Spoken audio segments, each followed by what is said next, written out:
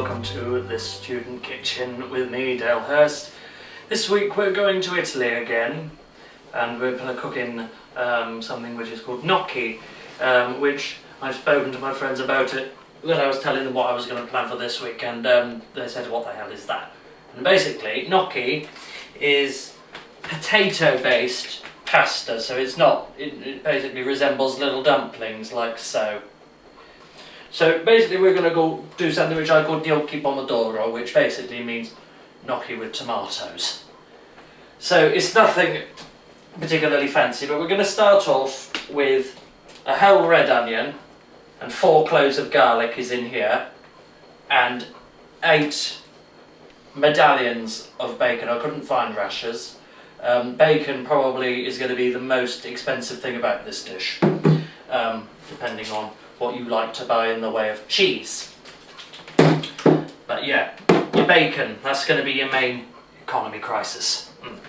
So anyway, we're going to use a wok today, because we're going to make the whole bacony, tomatoey, garlicky sauce first. And so we need to start off with some oil, of course. Lots of that, because it might be using a wok, but we are by no means stir frying. Who in God's name would want to stir fry anything Italian? So you want to fry the whole lot, bacon, onions and garlic. Fry all up together. Just add that to the wok, and over quite a high heat, and just go over it with the wooden spoon. And obviously you want to make sure that your bacon is done, quite well. The onions and the garlic you can do to whatever doneness suits you. While that's doing that, on the other side of your hob, got a pan of water. And essentially you want to just drop in your gnocchi, because this is quite temperamental stuff. 500 grams, and that should be enough to serve probably 2 to 4 people. Let that come to a boil, that water. Rinse the hands off. Let that come to a simmer. Right, in the meantime, just toss all this about. It will smoke a little because you're frying quite a bit in there.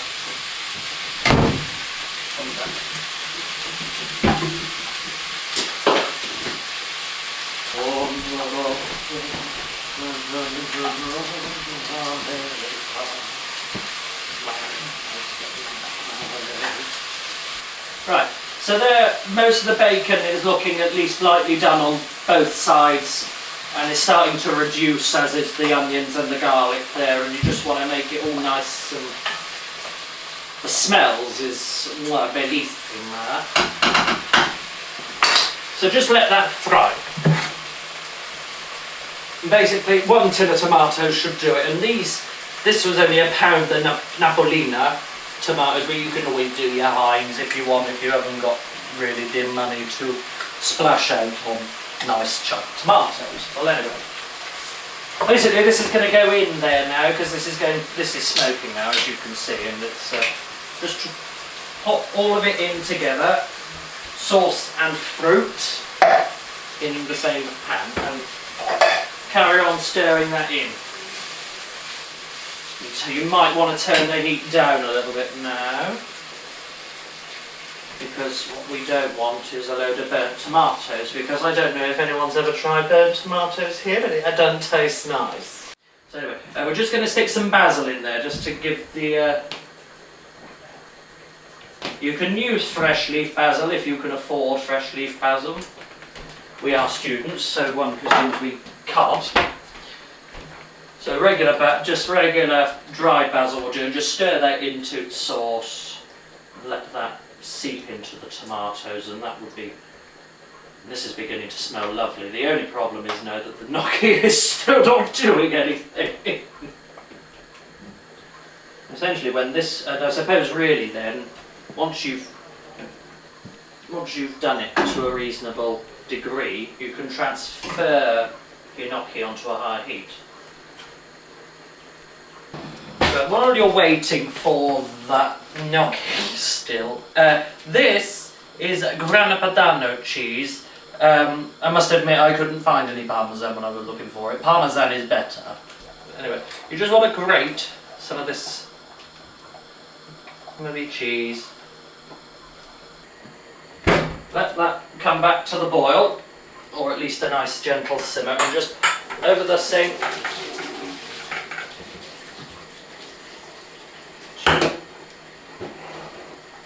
Right, saucepan aside, put this into wok now,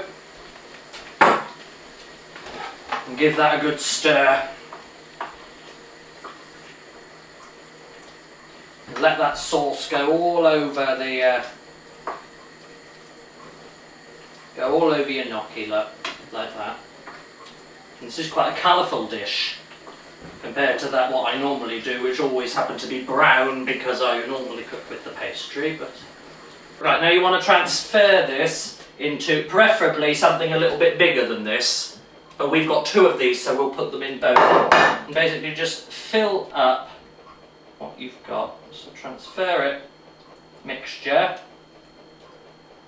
put it all the way up. Now, because this is all cooked, anyway, so putting it under the grill for 5 minutes is all it needs now. So gnocchi, I mean you can eat it like that if you wish, but you know, you want it sort of like a pasta bake, except we ain't baking it, we're grilling it. Aside, and then basically just take up the cheese and sprinkle over this under grill just for 5 minutes. Just let that sit open. Right, that's been grilling now for 5 minutes, possibly slightly longer. Now be ever so careful because this is glass and you only have skin on your fingers. Fish slice or spatula, call it what you like. Take that and serve it in bowls like so. And that, bearing in mind, you know, we had quite expensive cheese and bacon is never cheap, but that was still, if you went for cheaper ingredients, I would say it would cost you about £5. That cost me just over £8, but it was £2 for the cheese and £2.50 for the bacon, so you can catch my point from this.